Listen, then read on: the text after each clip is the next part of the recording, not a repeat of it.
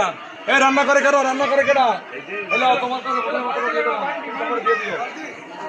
hello ধরো আস্তে আস্তে ধরো সবার দিও সবার জন্য পায় রায়পুরি তারা রায়পুরি কি করতে পারে নাকি আমার ভিতরে মন্দিরের দায়িত্ব পূজার দায়িত্ব পূজা পাল করা